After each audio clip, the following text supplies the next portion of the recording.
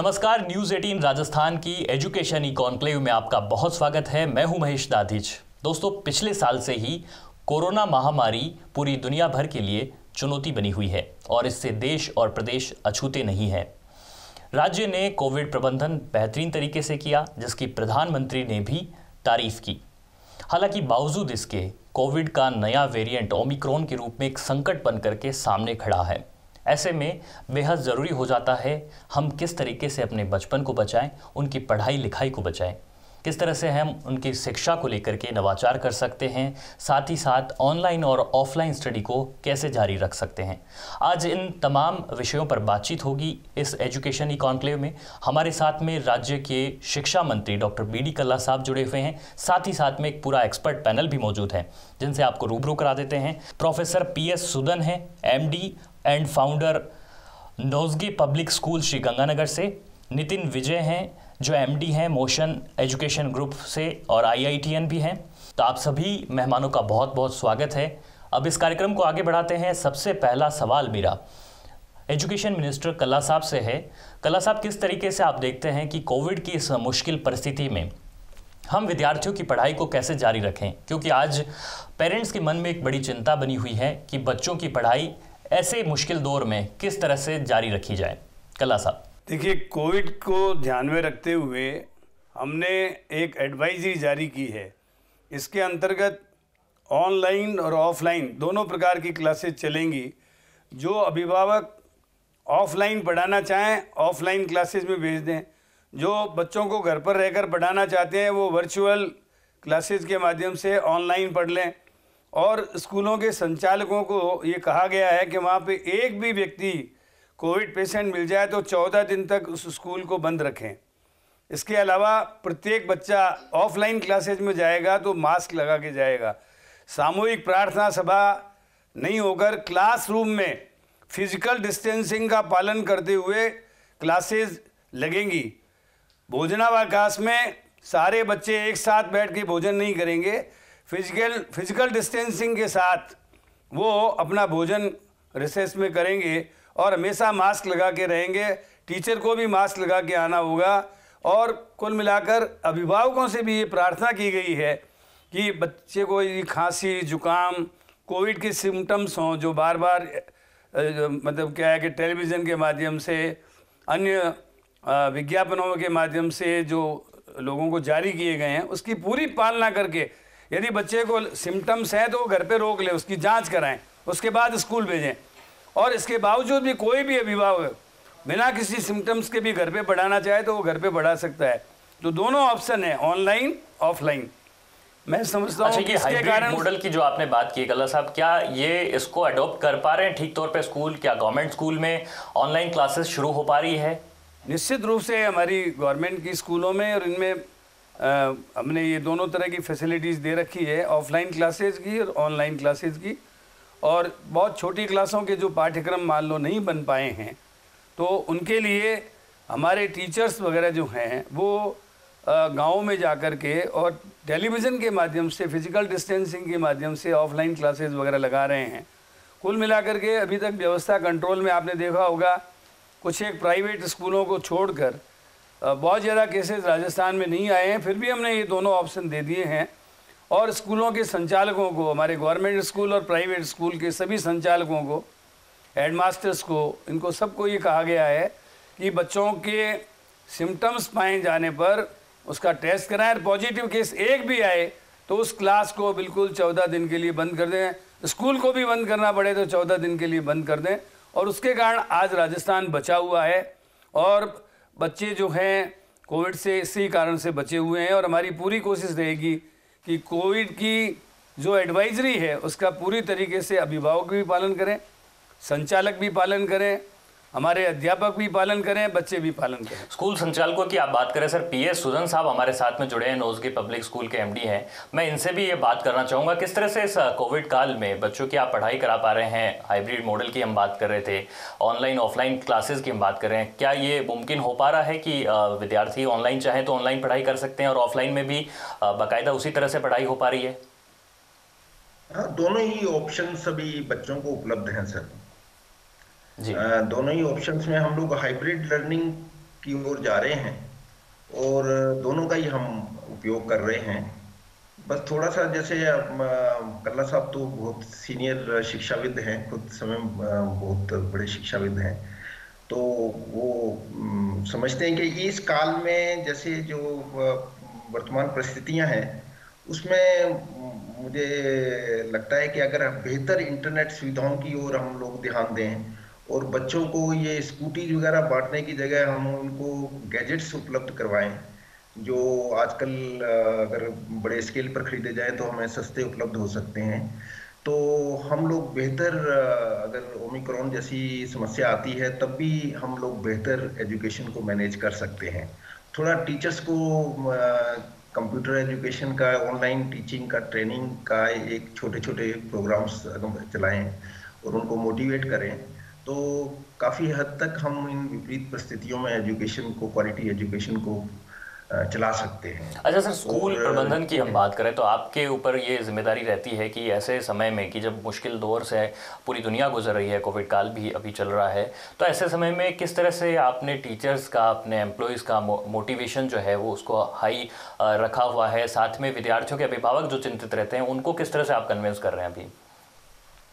अभी हम लोग एक बड़ी टीम स्पिरिट से काम कर रहे हैं और जब ये 2 साल पहले, साल 1.5 साल पहले जब परिस्थितियां बहुत ही डिफिकल्ट हो गई थी हमारे लिए, मेरे पास करीब 450 एम्प्लॉइज है, तो बड़ा मुश्किल हो गया था क्योंकि करीब 1.5 करोड़ रुपया पर मंथ मुझे सैलरीज के लिए चाहिए था, तो उसमें वास्तव में बहुत डिफिकल्ट कंडीशंस में आ गए थे। लेकिन फिर मैंने टीचर्स को बड़ा भावनात्मक तरीके से उस तरह से जोड़ के रखा और जो भी हमारे पास रिसोर्सेज थे उससे उनको जो कुछ भी हम कर सकते थे, हमने किसी को निकाला नहीं, जोड़ के रखा और उसका फायदा ये हुआ कि कुछ ही समय बाद स्थितियां नॉर्मल होने लग गई और धीरे धीरे अभिभावकों ने भी हमको सपोर्ट किया और हम इस तरह से पूरी व्यवस्था को फिर दोबारा से अच्छी तरह से शुरू कर पाए।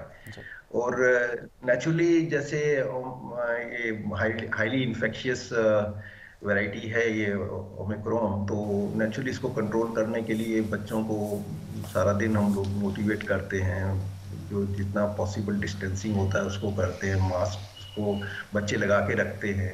सुदन साहब, यही बात मैं बिल्कुल, हमारे साथ में जो नितिन विजय जी जुड़े हुए हैं, कोचिंग इंडस्ट्री से ताल्लुक़ रखते हैं और मोशन कोचिंग एजुकेशन जो है उसको संभाल रहे हैं, खुद IITian है। किस तरह से नितिन जी, कोचिंग इंडस्ट्री पे जो कोरोना का प्रभाव पड़ रहा है, क्योंकि बड़ी संख्या जो है विद्यार्थियों की आपके साथ में होती है, तो ऐसे में क्या आप भी ऑफलाइन और ऑनलाइन क्लासेस के हाइब्रिड मॉडल पर हैं या फिर अभी ऑफलाइन स्टडी चल रही है? कोविड की पालना किस तरह से हो पा रही है? सर्वप्रथम कला साहब को सादर नमन। सर मैं बता दूं कि कोचिंग के लिए जो भी गाइडलाइंस गवर्नमेंट ने दी है, डिस्टेंसिंग वगैरह, वो सब तो हम फॉलो कर ही रहे हैं। जैसे कि आपने पूछा कि हम ऑनलाइन और ऑफलाइन, जैसा सर ने बोला बिल्कुल वैसे के वैसे ही बच्चा ऑफलाइन भी पढ़ सकता है और ऑनलाइन भी पढ़ सकता है। कोचिंग संस्थान ने बहुत कुछ अपने आप को इवॉल्व करा है इस कोरोना काल में, क्योंकि हमारे लिए जरूरत भी थी और बच्चों के अगर अपन भविष्य की बात करें तो उसके लिए बहुत ज्यादा जरूरत थी कि हम दोनों मोड दे सकें। तो जो बच्चे कोटा आ पा रहे हैं वो कोटा के पढ़ पा रहे हैं, जो नहीं आ पा रहे हैं वो अपने घर से बैठ के पढ़ रहे हैं। मैं सर से भी अनुरोध करूंगा, क्योंकि मैं कोचिंग जगत से आता हूं, तो अपनी इस मन से अपनी बात रखना चाहूंगा कि सर कोचिंग संस्थानों को अब तो नहीं, क्योंकि मैं आपको एक बार धन्यवाद भी देना चाहूंगा, जो अनुप्रति आपने योजना चालू करी है कोचिंग संस्थानों के लिए, सर वो वाकई काबिले तारीफ है। जितनी उसकी तारीफ करी जाए वो कम है। बच्चे वाकई उससे लाभान्वित हो रहे हैं, क्योंकि हम भी उससे बच्चे पढ़ाना कुछ चालू भी कर दिए हैं और काफी बच्चे हमारे लिए एनरोल भी हुए और बच्चे उससे बहुत खुश हैं। जिनको वास्तविकता में आर्थिक रूप से जरूरत थी, जो कोचिंग नहीं कर पा रहे थे, वो बहुत बहुत अच्छा कदम है। दूसरी बात, मेरा आपसे अनुरोध रहेगा कि कोचिंग संस्थानों को शिक्षण संस्थाओं का दर्जा दिलाने के लिए आप जरूर भरसक प्रयास करें, क्योंकि अल्टीमेटली वो जो GST का भार है, चाहे वो सेंट्रल गवर्नमेंट से आए चाहे वो स्टेट गवर्नमेंट से आए, आता हमारे बच्चों पर ही है। तो वो एक बहुत बड़ा भार है जो वाकई कोचिंग संस्थानों को अगर शिक्षण संस्थाओं का दर्जा मिल जाए, क्योंकि स्कूल के साथ साथ अब कॉम्पिटिटिव एग्जामिनेशंस की बच्चों को तैयारी करने की आवश्यकता है और उसमें हम एक अहम रोल निभा रहे हैं। कला साहब, जिस तरीके के सुझाव नितिन विजय जी ने दिए और सुदन साहब ने भी दिए, क्या सरकार इसे लेकर के कुछ प्रयास कर सकती है? इस कवायद में हम आगे बढ़ सकते हैं? देखिए, जो सुझाव इन्होंने दिए वो अच्छे हैं। जैसे अभी GST के बारे में सुझाव दिया, GST काउंसिल इसके बारे में फैसला करती है। मैं इनका कोई भी पत्र और सुझाव लिखित में आएगा उसको निश्चित रूप से अपनी अभिशंसा के साथ भारत सरकार को भिजवाऊंगा और निश्चित रूप से कोचिंग संस्थान भी शिक्षण का ही काम कर रहे हैं जी। वो कोई अलग काम नहीं कर रहे हैं। बिल्कुल। वो भी एक तरीके से आप देखते हो हर शिक्षक को भी हम रिफ्रेशर कोर्स में भेजते हैं ताकि वो अपने विषय के बारे में अधुनातन जानकारी रखे। जी सर। और विषय की अधुनातन जानकारी नहीं रखेगा तो बच्चों को क्या पढ़ाएगा। आज मान लीजिए कोई व्यक्ति पहले आज से 20 साल पहले कोई पोस्ट ग्रेजुएट कोर्स किया हुआ है, अब पाठ्यक्रम में धीरे धीरे बदलाव आता रहता है, तो अपने विषय के बारे में अधुनातन जानकारी नहीं रखेगा तो कैसे पढ़ाएगा। इसी तरीके से पुराने जो अध्यापक हैं वो कंप्यूटर इलिटरेट हैं, वो कंप्यूटर लिटरेसी के बारे में नहीं जानते, तो उनके लिए कंप्यूटर लिटरेसी बहुत ज़रूरी है। अभी ठीक कह रहे थे मेरे से पूर्व जो प्राइवेट स्कूलों के संचालकों ने कहा कि सबके पास कंप्यूटर होना चाहिए। इसके लिए पीरामल ट्रस्ट ने शिक्षा विभाग को 4000 कंप्यूटर्स निःशुल्क दिए हैं और वो इसको 10,000 तक बढ़ाएंगे। हम अपनी अलग अलग योजनाओं में भी कोशिश करेंगे कि जिस तरीके से हम बच्चों को स्कूटी, साइकिल वगैरह दे रहे हैं, वैसे ही अपनी योजनाओं में उन बच्चों को जो सुदूरपूर्व गाँव में हैं और जिनके पास कंप्यूटर नहीं है या टैबलेट नहीं है, उनको हम कोशिश करेंगे कि उनको छोटे कंप्यूटर प्रदान करें और हमारे अध्यापकों को भी कंप्यूटर लिटरेसी के बारे में अधुनातन जानकारी दें ताकि वो स्वयं सीख सकें। और इसके लिए विषय विशेषज्ञों से हम पाठ्यक्रम के बारे में, विषयों के बारे में तैयारी करके, आपने देखा होगा हमारी कुछ क्लासेस बहुत अच्छी हैं और उसके माध्यम से जो ऑनलाइन क्लासेस चली हैं उसका लाभ राजस्थान के लोगों को मिला है, प्राइवेट स्कूलों को भी मिला है। अनुकृति के बारे में भी मेरे से पूर्व भाई बता रहे थे कि बहुत ही वो अच्छा ऐप है। तो इसी तरीके से हमारी कोशिश रहेगी कि हम प्राइवेट इंस्टीट्यूशन से भी कोई अच्छे ऐप आएंगे, यदि ये लोग हमारे को सहयोग करेंगे तो हम उनको भी हमारे प्रोग्राम में इंक्लूड करके ये कोशिश करेंगे कि बच्चों को जॉयफुल एजुकेशन मिल सके, चाहे वो ऑनलाइन पढ़ें चाहे वो ऑफलाइन पढ़ें। लेकिन ऑनलाइन में और ऑफलाइन में एक फ़र्क मैं जो महत्वपूर्ण समझता हूँ वो ये है कि इससे बच्चों की खेलने की गतिविधियों में मतलब बहुत बड़ा एक तरीके से गैप आया है। बच्चा जो स्कूल में जाता है तो खेलता है, कूदता है, विद्यार्थियों के साथ अपने वो एकाकी हो रहा है। जी, और ज़्यादा कंप्यूटर देखने से आप जानते हैं उनकी आंखों पे भी असर पड़ता है जी। और भी उसके स्वास्थ्य के ऊपर भी। खेलने कूदने से हम लोग तो जब स्कूल में पढ़ते थे तो पढ़ते कम थे, खेलते ज़्यादा थे और होशियार थे। मेरे मैथमेटिक्स में 10वीं क्लास में 98% मार्क्स आए थे। तो कहने का तात्पर्य मेरा ये है कि खेलना भी उतना ही ज़रूरी है। इसी तरीके से एक्स्ट्रा करिकुलर एक्टिविटीज़, को करिकुलर एक्टिविटीज़, इसमें कमी आ गई है जी। कलर सर, तो मैं तो चाहता हूँ कि ये जो भी कोविड समाप्त हो और हमारी सारी क्लासेस जो हैं ऑफलाइन चलें और उसमें बच्चे का सर्वांगीण विकास हो। जी सर। आज बच्चा जो है, आज मान लीजिए जो कंप्यूटर से ऑनलाइन पढ़ता है उसमें वो क्वेश्चनिंग नहीं कर सकता। आज क्लासरूम में यदि वो बैठा है तो अपने टीचर से कोई चीज़ समझ में नहीं आई तो पूछ सकता है कि गुरुजी ये क्या बात है, जी मैं समझा नहीं, आप दोबारा समझाओ। जी जी जी बिल्कुल सर। तो इसलिए कहने का तात्पर्य मेरा ये है कि जो टीचर और टॉट का संबंध था आपस में, इसमें भी थोड़ा गैप आया है। अभी तो अब तो कंप्यूटर गुरु हो गया एक तरह से सबका। जी सर जी। तो इसलिए मैं ये उम्मीद करता हूँ कि धीरे धीरे कोविड ख़त्म हो और हमारी ऑफलाइन क्लासेस चलें ताकि बच्चा केवल किताबी कीड़ा नहीं बने, केवल कंप्यूटर से ज्ञान प्राप्त ना करे। वो वहाँ पर वो जैसे कहते हैं ना, एक अब्राहम लिंकन ने एक बार अपने बच्चे के गुरुजी को चिट्ठी लिखी। वो चिट्ठी बहुत प्रसिद्ध है। उसमें ये लिखा था कि आप मेरे बच्चे को केवल सफल होना नहीं सिखाएं, उनको गिरकर संभलना सिखाएं, उनको असफलता में प्राप्त करने पर सफलता कैसे प्राप्त करें, तब जाकर के बच्चा जो है एक तरीके से हर तरीके से परिपक्व होगा, उसका सर्वांगीण विकास होगा जी। उसमें पाठ्यक्रम की पढ़ाई के साथ साथ टीचर कई बार संस्कार डालने का काम करते हैं जी।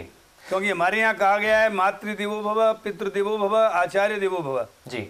माता पिता और गुरु ये साक्षात जो है परमात्मा है। बाकी तो संस्कृति और संस्कार की बात कर रहे हैं आजकल, न सिर्फ सरकारी स्कूलों में बल्कि प्राइवेट स्कूलों में भी ऐसा काफ़ी देखने को मिल रहा है कि बच्चों को जो छोटे क्लासेस में पढ़ रहे हैं उनमें भी संस्कारों पर ज़्यादा जोर दिया जा रहा है।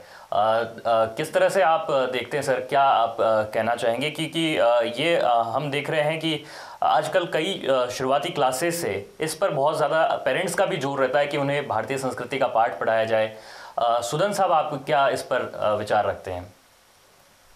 सॉफ्ट स्किल्स जो हैं वो बहुत ही इम्पोर्टेंट है। उसके लिए तो हम लोगों को शुरू से ही प्रयास करना चाहिए। बिना सॉफ्ट स्किल्स के आप चाहे जितने मर्जी एकेडमिकली स्ट्रांग हो जाएं, अगर आपकी अच्छी सॉफ्ट स्किल्स नहीं है तो आप सफल नहीं हो सकते। फिर हम लोगों को एक इंटरनेशनल कॉम्पिटेंसी बच्चों के अंदर शुरू से ही डेवलप करनी चाहिए। उनका कॉन्फिडेंस लेवल इंप्रूव करना चाहिए। उनके अंदर वैल्यूज को इनकलकेट करने के लिए जितने भी को करिकुलर प्रोग्राम्स हैं हम उनको करते रहना चाहिए। शुरू से अगर हम उनके अंदर वैल्यूज डाल देते हैं, सोशल रिस्पॉन्सिबिलिटीज डाल देते हैं, बच्चे को जैसा वेस्ट में मैं बच्चों को देखता हूँ तो उनके अंदर सोशल रिस्पॉन्सिबिलिटी जबरदस्त है। जी सर। हम लोग उनको नेग्लेक्ट सा करते हैं, हम सोचते हैं अपना आप सीख जाएगा बच्चा। लेकिन राइट फ्रॉम लोअर क्लासेस हम लोगों को कोशिश करना चाहिए कि उनके अंदर सोशल रिस्पॉन्सिबिलिटीज को इनकलकेट करने की कोशिश करनी चाहिए। उनके अंदर एक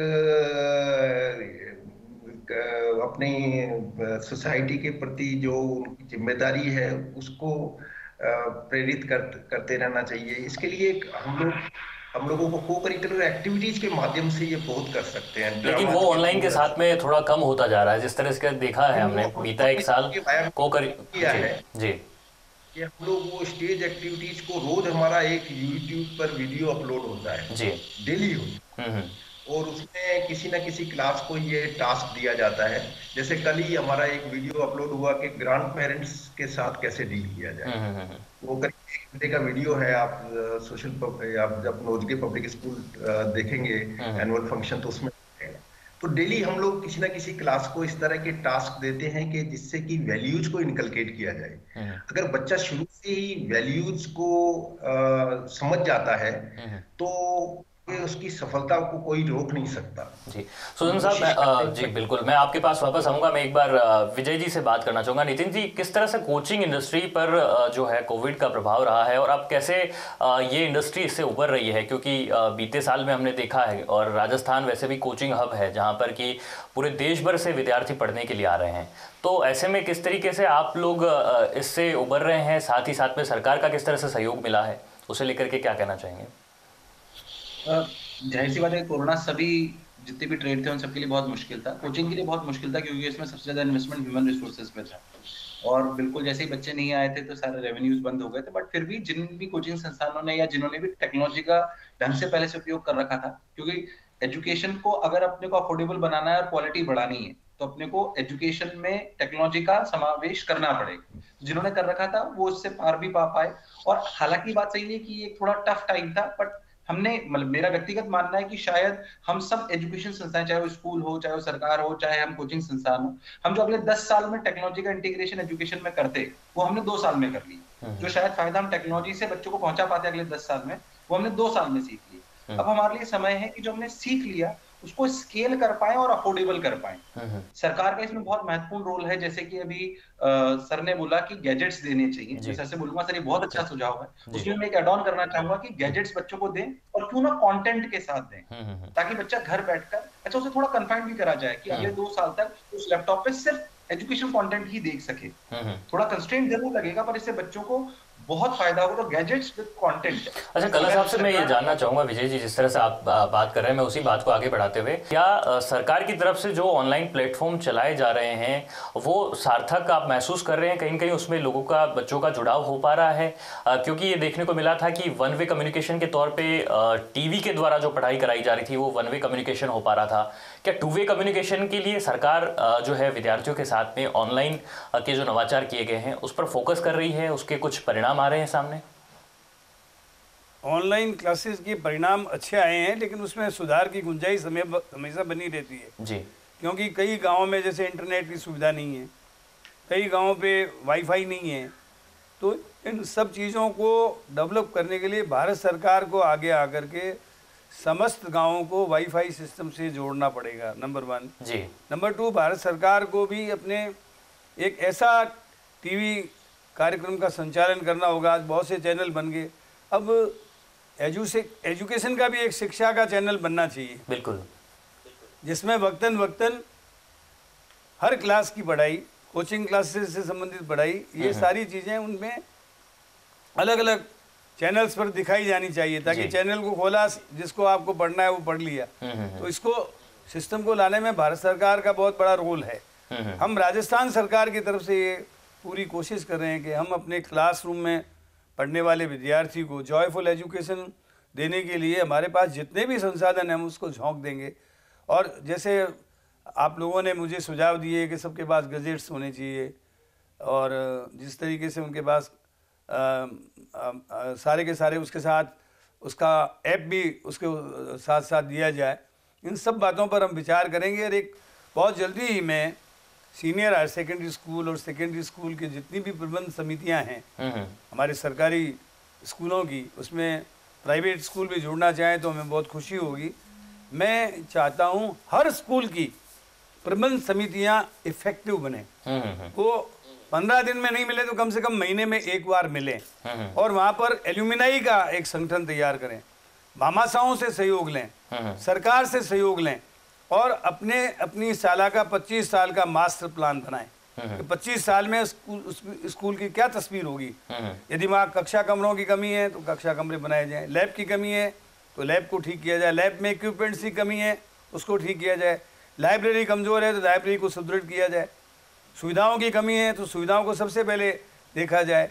और कुल मिलाकर के हर स्कूल में ऑनलाइन और ऑफलाइन क्लासेस के लिए क्या क्या ज़रूरत की चीज़ें हैं उन सब कमियों को दूर किया जाए, तब जाकर के हर स्कूल जो है वो एक आदर्श स्कूल, एक मॉडल स्कूल बन पाएगा। न्यूज़ 18 राजस्थान की एजुकेशन ई कॉन्क्लेव में बातचीत जारी है। पहले सत्र में हमने कई मुद्दों पर बात की, जिनमें कि कोविड काल में एजुकेशन किस तरह से प्रभावी हो और साथ ही साथ में विद्यार्थियों को किस तरह से गुणवत्तापूर्ण शिक्षा दे सकें, इस पर बातचीत थी।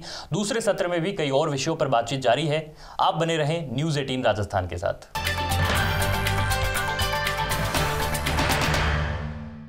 ब्रेक के बाद एक बार फिर आपका एजुकेशन ई कॉन्क्लेव में स्वागत है। हमारे साथ कुछ नए मेहमान जुड़े हुए हैं। सबसे पहले मैं आपको उनसे रूबरू करा देता हूं। डॉक्टर राहुल चौधरी हैं, principal Singhania global academy Palsana Sikar से, और एसबी कलेम निदेशक हैं Kalem career institute Gangapur city से। आप दोनों का बहुत स्वागत है। कला सर से हम थोड़ी देर पहले ही एजुकेशन ई कॉन्क्लेव में ये चर्चा जारी रखे हुए थे कि कोविड काल में किस तरह से सरकार प्रयास कर रही है, और जिस तरीके से स्किल डेवलपमेंट पर हम बात कर रहे थे। सर, कला साहब से ही मैं एक बार वापस ये जानना चाहूँगा, क्या स्किल डेवलपमेंट को लेकर के जो सरकार प्रयास कर रही है वो विद्यार्थियों तक पहुँच पा रहे हैं? देखिए, मेरा सबसे पहले फोकस ये रहेगा कि हमारी जो विद्यालय प्रबंधन समितियाँ हैं वो 8वीं में, 9वीं में और 10वीं में पढ़ने वाले विद्यार्थियों का वक्तन एप्टीट्यूड टेस्ट ले और देखे कि इसकी रुचि क्या है।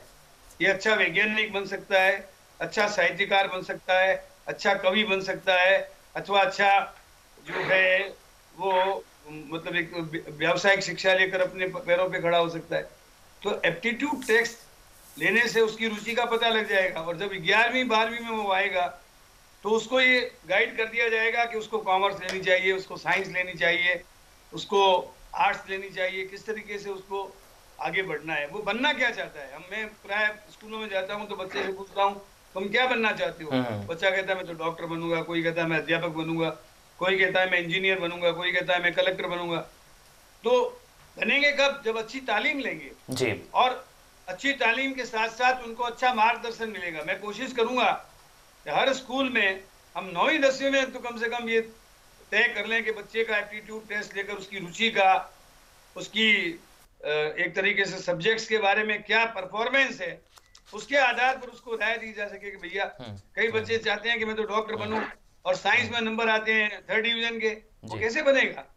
इसलिए उसको पहले से ही मार्गदर्शन देकर के यदि हम करेंगे तो निश्चित रूप से उसका स्किल डेवलपमेंट के हिसाब से उसको आगे अपन गाइड कर सकेंगे कि इसका स्किल साइंस के लिए, इसका स्किल आर्ट्स के लिए, इसका स्किल रिसर्च के लिए है जी। तो मैं समझता हूँ इन सब चीजों से वो आगे बढ़ सकेगा। कला साहब, ये राहुल चौधरी जी डॉक्टर साहब हमारे साथ में जुड़े हुए हैं सिंघानिया पब्लिक स्कूल से, कुछ सुझाव देना चाहते हैं। सर, किस तरह से आपके सुझाव हैं? जी मान्यवर जी से एक ही निवेदन चाहूंगा कि अभी 2 दिन पहले एक सर्वे था किसी कंपनी का, और उन्होंने कहा कि जो हमारा राजस्थान है उसमें जो 10 वर्ष तक के बच्चे हैं उनका जो शैक्षणिक स्तर है वो 6वें स्थान पर है। तो सर हम चाहेंगे कि आप मतलब सरकार की तरफ से ऐसी कौन सी पॉलिसी लेकर चल रहे हैं जिससे कि जो छोटे बच्चे हैं उनमें जो शिक्षा का स्तर है उसको हम अच्छी तरह से डेवलप कर सके और जो 6ठे स्थान पर है उसको हम पहले स्थान पर प्राप्त कर सके। देखिए, इसके लिए प्री प्राइमरी एजुकेशन को हम बढ़ावा दे रहे हैं। अब तक सरकारी स्कूलें पहली, दूसरी, तीसरी इससे चलती थी।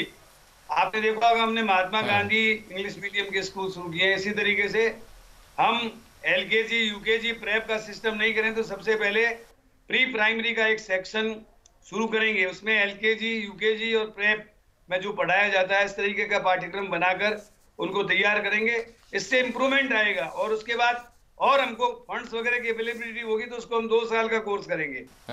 जैसे आप लोग प्राइवेट स्कूलों में प्ले स्कूल वगैरह खोलकर धीरे धीरे बच्चे को आगे बढ़ाते हैं, हम कोशिश करेंगे कि प्री प्राइमरी एजुकेशन को सुदृढ़ करके इस स्तर को लाया जा सके। एसबी कले मैम, आप कुछ सुझाव रखना चाह रही थी, क्या कहना चाहती हैं मैम? मेरा कहना तो इस पे है कि बच्चे का स्किल पे ही हम लोग काम करें स्टार्टिंग से ही तो ज्यादा बेटर है। और बच्चे का स्किल बचपन से ही दिख जाता है। जैसे कि कहते हैं, हम लोगों ने सुना है कि पूत के पैर पालने में ही दिखते हैं। तो बचपन से हम स्किल पे काम करें तो ज्यादा बेटर है और उनको उसी दिशा में हम लोग बच्चे को इंडिकेट करें। मैं आपसे जानना चाहूंगा कि स्टूडेंट्स का शैक्षिक स्तर कोरोना काल में भी प्रभावित नहीं हो, इसे लेकर के आप लोगों की क्या प्लानिंग रही है इस दरमियान में? एक्चुअली सर देखिए, ये चीजें तो बहुत सारी तो हमें तो फेस करनी ही पड़ी हैं, बट इसका ये ना हो इसके लिए हमने तो जो किया है वो ये किया है कि हमने बच्चे पे 1-to-1 काउंसलिंग करके और हम लोगों ने काउंसलर भी रखा है। क्योंकि कहीं ना कहीं जब ये लॉकडाउन हुआ तो लॉकडाउन में ये चीजें सब चीज जीरो पे आ रही थी। शिक्षाविद हैं उनके लिए भी ये सारी चीजें बिल्कुल नहीं थी और सब लोग एकदम शून्य पे खड़े थे। जैसे ही परेशानी आई सबके सामने अंधकार सा आ गया था। लेकिन जैसे चीजें आदमी करता गया और अपडेट होते गए तो ऑनलाइन का एक प्लेटफॉर्म स्टार्ट हुआ जिससे बच्चे की लर्निंग और ये आपका राइटिंग दोनों ही एकदम खत्म सी हो गई। अगर हम बात करें आपका लर्निंग की तो लर्निंग में भी लगभग जो स्किल में है 40% बच्चे का या हम कहेंगे एक व्यक्ति का भी 40% कम हुआ है। तो उन चीजों के लिए हमने तो ये किया है कि 1-to-1 बच्चे पे काउंसलिंग करके और इवन हमें जरूरत पड़ी तो हम लोग घर जाके भी बच्चे से संपर्क किए, पेरेंट्स के साथ में भी संपर्क किए, बच्चे की क्या क्या समस्याएं हैं उन पे जाके काम किए और तब जाके थोड़ी सी हम चीजें निकाल पाए। कहीं ना कहीं यही चीजें हैं कि हम उन रिजल्ट को यहाँ तक ला पाए हैं। अच्छा डॉक्टर साहब हमारे साथ है डॉक्टर राहुल चौधरी जी। चौधरी जी, मैं आपसे ये जानना चाह रहा हूँ कि किस तरह से क्वालिटी एजुकेशन पर आप लोग फोकस कर रहे हैं, क्योंकि ये आज के समय में बहुत ज्यादा जरूरी हो गया और पेरेंट्स की जो डिमांड होती है वो ये होती है कि जो भी उन्हें शैक्षणिक संस्थान जो मिले अपने विद्यार्थी के लिए, अपने बच्चे के लिए, वो क्वालिटी एजुकेशन के लिए बहुत ज्यादा जरूरी होता है। सबसे जरूरी है, जैसे कि आज हम पेरेंट्स से मुलाकात करते हैं, पेरेंट्स आते हैं बच्चों को लेकर या बताने के लिए, तो उनके सबसे पहला जो पॉइंट होता है कि सर बच्चों को जो सिखाया जा रहा है उसका जो तरीका है वो क्या है।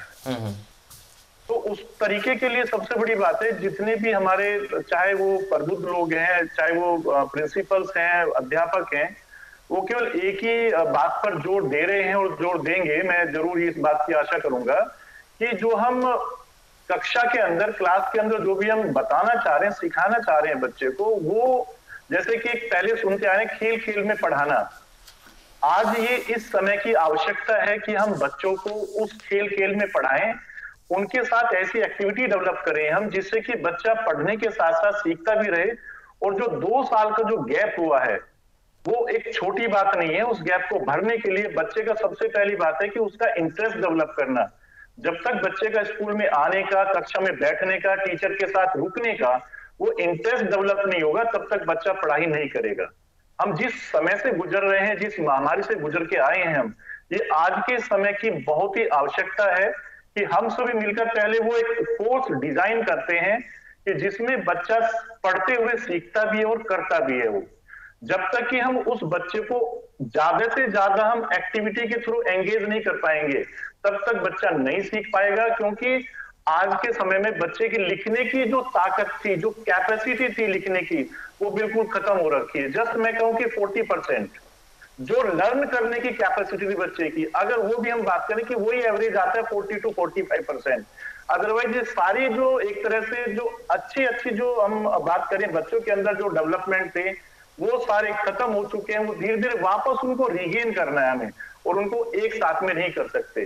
तो सबसे अच्छी बात है कि जब हम एक क्वालिटी एजुकेशन की बात करेंगे तो उसमें बच्चों के लिए ऐसे टूल हमें डेवलप करने होंगे, कर भी रहे हैं हम सभी लोग मिलकर, कि जिससे बच्चा पढ़ते हुए सीखे भी और ज्यादा करने की कोशिश करे पढ़ाई के साथ साथ। जी, कलीम मैम हमारे साथ है। जी बिल्कुल बिल्कुल, आपने क्वालिटी एजुकेशन की बात कही है, उससे संबंधित ही मैं कलीम मैडम से ये जानना चाह रहा हूँ कि किस तरीके से मैम आप भी देखते हैं कि करियर को लेकर के जब भी बात की जाती है, विद्यार्थी को क्वालिटी एजुकेशन मिल जाए, सबसे पहली पेरेंट्स की चिंता वो हल हो जाती है। उसके बाद में करियर को लेकर के ठीक तौर पर उसे मार्गदर्शन मिल सके, क्या ये हमारे यहाँ पर हो पाता है? हम कहीं ना कहीं अपने स्कूल्स में एक कमी ये महसूस करते हैं और इस पर ध्यान देने की बहुत ही आवश्यकता जो है वो आज नजर आती है। आप क्या मानते हैं? नहीं, ये बिल्कुल सही बात है। हम लोग actually sir basically quality education पे ही काम करते हैं, क्योंकि मैं खुद साइको से हूँ और ये चीज़ें बहुत ज़्यादा मैं खुद इन बच्चों को 1 to 1 की भैया जिस बच्चे में जो क्वालिटी है उस बच्चे को उसी तरफ हम लोगों को आगे भेजना चाहिए, और इन चीज़ों पे हम लोग बहुत विशेष ध्यान देते हैं। बल्कि हमारा जो फैकल्टी टीम मेंबर है वो भी बच्चे के 1 to 1 संपर्क करके कि किस तरह का तुम कितना लेवल कर सकते हो, तुम्हें आज किस रिक्वायरमेंट की जरूरत है। हम लोग एक्चुअली हर बच्चे के साथ में अकॉर्डिंग टू रिक्वायरमेंट ट्रीटमेंट करते हैं, और उसका ही परिणाम है कहीं ना कहीं कि हमारा आज रिजल्ट जो एक छोटा सा गंगापुर, और हमने क्या है कि इसी विजन के साथ में यहाँ पे स्टार्ट किया कि यहाँ का बच्चा बाहर जाता है, होम सिकनेस की प्रॉब्लम होती है, बहुत सारी प्रॉब्लम्स बच्चे को फेस करनी पड़ती है। और कई बड़ी सिटीज में यहाँ पे क्या है कि छोटा शहर है, बहुत बड़ा टाउन नहीं है गंगापुर, जब बाहर बच्चा मेट्रो सिटीज में जाता है तो यहाँ की चीजें के बजाय वहाँ और कुछ सीख के आ जाता है। बच्चा भेजते कुछ और के लिए है, बच्चा वहां से कुछ और ले आता है। तो इन्हीं उद्देश्यों की वजह से हमने बच्चा अपने परिवेश में अपने पेरेंट्स में के साथ रह के इन चीजों को अचीव कर पाए, इस वजह से हमने इन चीजों की स्थापना की। और कहीं ना कहीं आज हम उन चीजों को लेके चल रहे हैं, बल्कि मैं ही नहीं, हमारी पूरी टीम, मैनेजमेंट टीम हो या फैकल्टी टीम हो, एक एक बच्चे पे हम लोग बारीकी से काम करते हैं। इवन जरूरत पड़ती है तो फैकल्टी टीम कभी घर भी जाती है और घर जाके कि जितने बच्चे को रिक्वायरमेंट है उसी हिसाब का हम बच्चे को ट्रीटमेंट करते हैं, और वही काम हम लोग यहाँ सब मिलकर कर रहे हैं। बिल्कुल कलम जी, और ये जो बात हमने शुरू की थी कि कोविड के समय में किस तरह से हम क्वालिटी एजुकेशन दे सकते हैं और हाइब्रिड मॉडल जिस तरह से अपनाया जा रहा है ऑनलाइन और ऑफलाइन का, उस पर किस तरह से ठीक तौर पर काम हो। राहुल चौधरी जी से मैं वापस से जानना चाह रहा हूं कि क्या ऑनलाइन स्टडी को लेकर के दोबारा से पेरेंट्स तैयार हैं? अगर हम अपनी बात करें, अभी जैसे कि हमारा बोर्ड सीबीएसई बोर्ड का टर्म 1 का शेड्यूल चला, तो वहां पर ऑब्वियसली कि आप अपनी क्लास नहीं चला सकते जी, तो हमने क्लासेस ऑफ की, लेकिन हमने बैकग्राउंड में ऑनलाइन पूरा शेड्यूल चलाया पेरेंट्स के लिए, बच्चों के लिए। तो for the last 15 days we are online जी, ऑफलाइन नहीं है रेगुलर स्कूल, क्योंकि हम बोर्ड एग्जाम कंडक्ट करा रहे हैं जी। लेकिन उसके बाद फिर हमने पेरेंट्स को फिर कन्विंस करना शुरू किया कि ये जो temporary for the time being था शेड्यूल, ये परमानेंट नहीं है, क्योंकि ऐसी कोई प्रॉब्लम नहीं है। हमने सारी जो एक तरह से कहा जाए जो प्रिकॉशंस है कोविड की, वो सारी स्कूल में अपनाई हुई है, लगाई हुई है, कोई दिक्कत नहीं है किसी तरह की भी। पेरेंट्स को किसी तरह से मतलब पैनिक होने की जरूरत नहीं है इन चीजों में। उसके बाद फिर वापस हम ऑफलाइन लेकर आ रहे हैं। लेकिन यहाँ जैसा आपने अभी जिक्र किया, तो कुछ पेरेंट्स ऐसे हैं कि वो जैसा अभी जो एक नया वेरिएंट ओमिक्रॉन करके आया, तो उसमें जो कुछ केसेस बने, तो देखो हम बीइंग एज ए पेरेंट मैं भी ये सोचूंगा कि मेरे जो छोटे बच्चे हैं वो घर पर रहें, तो पेरेंट्स का ये रिक्वेस्ट है कि सर इनके लिए हमें ऑनलाइन सपोर्ट मिलेगी क्या। वो ये नहीं कह रहे कि सर हमें चाहिए, वो कहते हैं कि सर हमें क्या ऑनलाइन सपोर्ट मिलेगी। तो वहां देखो हम एक ही बात कहेंगे कि जहां हो सकता है कि हम शेड्यूल में हल्का सा कहीं एडजस्ट करके उनको हम सपोर्ट दे सकते हैं, तो उनको एग्री कर रहे हैं। अदरवाइज हम बोल रहे हैं कि नहीं, ऑफलाइन है, ऑनलाइन सपोर्ट नहीं हो पाएगी, सॉरी टू से। और ये देखिए आप भी समझते हैं इन चीजों को, और मेरे ख्याल से मैडम भी इन बातों को जरूर एग्री करेंगी कि एक स्कूल के लिए ऑफलाइन और ऑनलाइन दोनों फॉर्मेट में जाना बहुत मुश्किल होता है, क्योंकि स्टाफ या तो ऑफलाइन में रहेगा या स्टाफ ऑनलाइन में रहेगा। आप स्टाफ से डबल शेड्यूल में डबल शिफ्ट में काम नहीं करा सकते, पॉसिबल ही नहीं है, और ये पेरेंट्स भी जानते हैं। तो कहीं ना कहीं बीच का रास्ता निकाल के पेरेंट्स को कन्विंस कर लेते हैं, कर रहे हैं कि देखो ऑनलाइन नहीं चल पाएगा, क्योंकि इसमें सबसे बड़ी बात है कि हमने 2 साल ऑनलाइन चलाया, सभी ने इस चीज में रहे, लेकिन उसमें जो फिर वही बात आती है क्वालिटी एजुकेशन। आप कितना भी कर लीजिए, हम सभी कर रहे हैं, लेकिन उसके बावजूद भी जो एक फेस टू फेस जो 1-to-1 जो टीचर और बच्चे का इंटरेक्शन होता है उसको आप ऑनलाइन में नहीं डेवलप कर सकते। कैला मैडम से भी मैं यही बात, राहुल जी मैं उनसे भी यही बात जानना चाह रहा हूँ। आपने जो बात कही है मैं उसको आगे बढ़ा रहा हूँ। और क्या टीचर्स और क्या स्टाफ पूरी तरह से तैयार हो पाता है कि दोनों तरह की स्टडी कराई जा सके? नहीं सर, चुनौती तो एक ये तो अलग है, स्टाफ का संघर्ष हो गया, वो तो एक डिफरेंट मैटर हो गया। लेकिन ओवरऑल अगर हम बात करें तो हमारा, क्योंकि आने वाला देश का जो भविष्य है वो आज के बच्चे हैं। बिल्कुल, आज के बच्चे आने वाले देश का फ्यूचर है। किसी न किसी मंत्री पद पे आज का बच्चा जाके बैठेगा, या कोई कलेक्टर पोस्ट पे या कोई साइंटिस्ट पोस्ट पे आज का बच्चा बैठेगा। यदि पूरी तरह से उस बच्चे का मेंटल डेवलप नहीं होता है तो मेरा मानना है कि वो चीजें मतलब यूजफुल नहीं है, कहीं ना कहीं वो यूजलेस है। इसके अलावा एक होता क्या है कि कई बार होता है कि बुद्धियां कई तरह की होती है। बांस बुद्धि होती है, छोटा सा हम लोग चोट मारते हैं तो ऑटोमेटिक फटती चली जाती है। तो वो जो सेल्फ स्टार्ट, सेल्फ मोटिवेट होते हैं, वो पॉइंट समथिंग परसेंट ही इस दुनिया में है। बाद बाकी के जो बच्चे हैं या व्यक्ति हैं, मैं ये कहूँ, उनको पुश एंड पुल की आवश्यकता होती है। बिल्कुल, कहीं ना कहीं उस पुल एंड पुल की नीड होती है। तो उसके लिए एक रेगुलर 1-to-1 टच में रहना बहुत ज्यादा जरूरी है। एक मेंटर की बहुत ज्यादा आवश्यकता है, एक काउंसलर की बहुत ज्यादा आवश्यकता है। और खास करके एक बच्चे का निर्माण करने के लिए उसे पूरी तरह से, जिस तरह से पूरा उसका मेंटल डेवलप हो सके, पूरा समाज उससे लाभान्वित हो सके, उसके लिए पेरेंट्स, टीचर और बच्चे तीनों को मिलके साथ चलना होगा। चीजें एक दूसरे की काउंसलिंग करके फिर चीजें आगे करनी होगी, तब जाके हमारा देश का कहीं ना कहीं जाके विकास हो पाएगा। दूसरी बात, आज जो चीजें ये ऑफलाइन और ऑनलाइन के चक्कर में बच्चा बहुत बुरी तरह से पिस रहा है कहीं ना कहीं। जैसा कि मैंने कहा, तो सेल्फ स्टार्ट बच्चा है वो तो कर लेगा। नीट में जैसे लास्ट ईयर का अगर बात करें तो 2 बच्चों का 720 आउट ऑफ 720 आया था, इस बार 3 बच्चों का है। इट मींस बच्चा कर तो रहा है, बट वो बच्चा .something% में से ही है जो बच्चा सेल्फ स्टार्ट है। बट जो पुल एंड पुश की जिसको नीड है, उसे इन तरह का एनवायरनमेंट की, मतलब ऑफलाइन क्लासेस की जरूरत है ही, सही मस्ट रिक्वायरमेंट है उनकी। तो ये तो सिस्टम का तो छोड़िए, सिस्टम तो कहीं क्या बेचारा पजल्ड होके भी कर लेगा। किसी के पास फाइनेंस नहीं है तब भी वो बच्चों का लॉस नहीं करेगा। इन लोगों को तो करना ही होगा। जैसे हम अगर टीम मेंबर्स की बात करें तो हम मेहनत करेंगे ही सही, लेकिन कहीं ना कहीं उसमें हमारे ओवरऑल देश का नुकसान हो रहा है, हमारे बच्चों का मानसिक विकास कम हो रहा है। जैसे कि बात की जा रही है आपका स्किल लर्निंग की, तो वो कहीं ना कहीं 40% रेशो अगर कम हो गया है तो कहीं ना कहीं बच्चे का, देश का विकास तो कम होगा ही सही। जैसे बहुत सारे अगर विकसित देशों की बात करें तो वहां चाहे कितना भी कोविड हो ले, लेकिन स्कूल बंद उन्होंने नहीं किए, क्योंकि स्कूल ही एक ऐसी चीज है जो हमारा देश का ढांचा है। वहीं से बच्चा लर्निंग सीखता है, वहीं से बच्चा स्किल डेवलप करता है, सारी चीजें तो वहीं से होती हैं। तो मैं इस चीज के, सरकार से मेरा एक रिक्वेस्ट है इन चीजों को लेके कि आप जो है इनको इतना स्ट्रिक्ट ना करें, क्योंकि कहीं ना कहीं आज जो है हमारा देश इन्हीं चीजों पर टिका हुआ है। आगे आज के 20 साल बाद में यही बच्चे, कहीं कोई कलेक्टर बनेगा, कहीं कोई साइंटिस्ट बनेगा, कहीं कोई इंजीनियर बनेगा। अब आप अगर IITs की बात करें, हमारे यहाँ से लास्ट ईयर पे बहुत सारे बच्चे 2020 में IIT में सिलेक्शन, उन्होंने IIT कॉलेज नहीं जाके देखा। अब बताइए वो बच्चा देश का विकास कैसे करेगा? आज बच्चा ऑनलाइन, जिसने प्रैक्टिकली नहीं किया है, प्रोजेक्ट पे काम नहीं किया है, उस बच्चे की स्किल कैसे डेवलप होगी? कहीं ना कहीं प्रोजेक्ट उसको काम करने के लिए मिलेगा तो उसका जितना वो काम करेगा उतना ही उसमें निखार आएगा, सीधी सी बात है। बिल्कुल कैलम जी, मैं आपकी बात से सहमत हूँ। और राहुल जी, मैं आपसे भी ये जानना चाह रहा हूँ, जिस तरीके से ये बात हो रही थी यहाँ पर कि ऑनलाइन स्टडी से जो है विद्यार्थियों का मानसिक विकास वो रुक जाता है और साथ में उनको स्वास्थ्य से संबंधित भी कई परेशानियां सामने आती है। बावजूद इसके, क्योंकि अभी भी अभिभावक जो है वो चिंतित है, कोविड की महामारी और ओमिक्रॉन जैसे संकट अभी सबके सामने है, तो ऐसे में पेरेंट्स की भी जो चिंता है उसको आप दरकिनार नहीं कर सकते। और ऐसे वक्त में हम किस तरह से कोविड प्रोटोकॉल की पालना करें, क्योंकि छोटे बच्चों में सबसे मुश्किल होता है कि कोविड प्रोटोकॉल की उन्हें पालना करवाई जाए, SOP किस तरह से उन्हें समझाई जाए। तो ऐसे मुश्किल समय में आप लोग किस तरह से इस चुनौती से पार पा रहे हैं और किस तरह से आपने स्ट्रेटेजी इसमें तय किया है? इसमें देखिए, सबसे बड़ी बात तो ये है कि अभी जैसा हम जब से डिस्कस कर रहे हैं, एक ही बात निकल के आए कि ऑफलाइन का कोई सब्स्टिट्यूट नहीं है।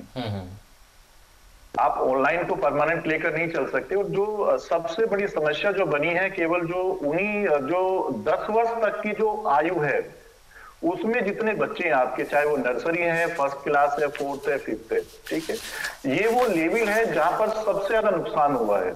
नुकसान मेरे कहने का मतलब है कि यहाँ के जो जैसे कि हम ऑनलाइन में गए तो ये वो बच्चे हैं जो बगैर टीचर के, बगैर एक गाइड के, बगैर एक मेंटर के वो अपने उस लेवल को नहीं डेवलप कर सकते। तो वहां जरूरी है कि बच्चों को ऑफलाइन में उस टीचर की सपोर्ट जरूर मिले। अगर आप इस चीज को कुछ भी कर लीजिए, कुछ भी कोई भी पॉलिसी लगा लीजिए, अगर आप इसको ऑनलाइन लेकर जाएंगे तो जो 2 साल पीछे आप गए हैं अभी, ये अगर आप इसको 1 साल हो ले तो कम से कम 10 साल का फर्क आ जाएगा आपके इस एजुकेशन लेवल में। आप उन बच्चों को कितनी क्लासेस छुड़वाएंगे, क्या क्या सिखाएंगे, कोई नहीं जानता इन बातों को। तो हम तो एक ही रिक्वेस्ट कर रहे हैं पेरेंट्स से, और यही हम आपके चैनल के माध्यम से कहना चाहेंगे कि जो हमारे जो जुड़े हुए पेरेंट्स हैं, अभिभावक हैं सम्मानीय, वो इस बात को समझे कि स्कूल हमेशा आपके बच्चों के लिए है, आपके फेवर में है, और जो गाइडलाइन सरकार ने दी हुई है हमें, हम उन सबको डिट्टो फॉलो करते हैं एज इट इज। वहां कोई भी लूप होल्स नहीं है, कोई लैकुना नहीं है, कहीं कोई एक तरह से ऐसा नहीं कि हम किसी के साथ खिलवाड़ करें। कोई भी स्कूल सभी एक तरह से अपने आप उस तरह से लेकर चल रहे हैं। लेकिन हम फिर भी कहेंगे कि जो एक मेंटोर के साथ में एक टीचर जो क्लास के अंदर बच्चे को जो सिखाता है, उसका जो सर्वांगीण विकास करता है, वो ऑनलाइन में नहीं हो सकता। इसमें हम जितना इस गैप को कम करेंगे वो हमारे लिए बेहतर है, उन बच्चों के भविष्य के लिए बेहतर है। जी, हम यही बात चाहेंगे सभी से। जी तो जी मैम बोलिए। मेरा एक ये है इसमें बोलना है कि सरकार से भी एक मेरी हम्बल रिक्वेस्ट है कि बजाय इन चीजों के हमें डर पैदा करने के, हमें उपचार पे काम करना चाहिए। जैसे कि पहले वैक्सीन आई है तो छोटे बच्चों की भी वैक्सीन निकाली जाए, और पेरेंट्स और सरकार और बच्चों में सारी चीजों में इस चीज को भरना चाहिए, बजाय डर के इस चीज को भरना चाहिए कि हमें इसका सामना करना है। लॉकडाउन इसका परमानेंट उपाय नहीं है, या इससे भागना इसका परमानेंट उपाय नहीं है। हमें वहां डट के खड़े रहना है, उसका सामना करना है। और जिस तरह की और बीमारियां पनपी हैं, सारी बीमारियों के साथ में हमें चल रहे हैं, हमें मेंटली रूप से इस चीज में भी यूज्ड टू हो जाना चाहिए कि हमें इस बीमारी के साथ में भी चलना है। जिस तरह का डेटा आ रहा है या साइंटिस्ट लोग कह रहे हैं कि ये भी जो है परमानेंट यहाँ रहेगी, तो उसी तरह से हमें इन चीजों का यूज टू होके कंटिन्यू कैरी करना चाहिए। और सभी से, सरकार से मेरा हम्बल रिक्वेस्ट है कि डर पैदा ना करके बजाय हम लोग वैक्सीन पे काम करें, दवाइयों पे काम करें। और 2 चीजें हैं कि डर पैदा ना करके सिर्फ बचाव पे काम करें, कि इसके जो प्रिकॉशन है उन्हें हम यूज करें, और इसे मेंटली रूप से हम मान लेंगे हाँ हमें इसी के साथ में जीना है। क्योंकि यदि हम मेंटली रूप से मान लेंगे कि बीमारियां हैं तो हैं, और मेंटली रूप से मान लेंगे कि नहीं है, तो मे भी कहीं ना कहीं साइकोलॉजी का तो फर्क पड़ता है कि जैसा हम सोचते हैं वैसा ही होता है। जी तो मेरा सरकार से भी रिक्वेस्ट है, पेरेंट्स से भी मैं ये चाहूंगी कि, और हमारे बच्चों में तो हम लोगों ने ये भर दिया है कि ये बीमारी के साथ में हमें जीना है। सिर्फ प्रिकॉशन जो गाइडलाइन है उसकी पालना करें और चीजें आराम से होंगी। अपने आप को हेल्थी रखें। इसके साथ साथ आप हेल्थी रखने के लिए कि खाना ठीक से लें, योगा को अपने उसमें इंक्लूड करें, आयुर्वेद को सबसे ज्यादा अपने साथ में इंक्लूड करें, ताकि हम लोगों का इम्यूनिटी पावर बूस्ट हो सके और हमारे पास में बीमारियां दूर दूर तक नहीं आए। इन चीजों को यदि हम पेरेंट्स, बच्चे और सरकार भी यदि इस चीज की अवेयरनेस फैलाए तो शायद ज्यादा अच्छा है बजाय लॉकडाउन के। तो आप सभी मेहमानों का बहुत शुक्रिया जो आज न्यूज़ 18 राजस्थान की एजुकेशन ई कॉन्क्लेव में जुड़े और इन्होंने अपने सार्थक सुझाव दिए हैं किस तरह से ऑनलाइन और ऑफलाइन स्टडी के साथ में विद्यार्थियों को हम एक अच्छी शिक्षा दे सकते हैं, उन्हें एक अच्छे भविष्य के रूप में तैयार कर सकते हैं। और उम्मीद है कि इन पर सरकार भी इन सुझावों को ज़रूर मानेगी और अपने पॉलिसीज़ में शामिल करेगी और आने वाले दिनों में इस मुश्किल और चुनौती से भी हम लड़ सकेंगे, बेहतर तरीके से विद्यार्थियों को उनकी पढ़ाई पहुंचा सकेंगे और उनके स्वास्थ्य पर भी ध्यान दे सकेंगे। आज हमारे इस खास कार्यक्रम में बस इतना ही। अब इजाज़त दीजिए, आप बने रहें न्यूज़ 18 राजस्थान के साथ।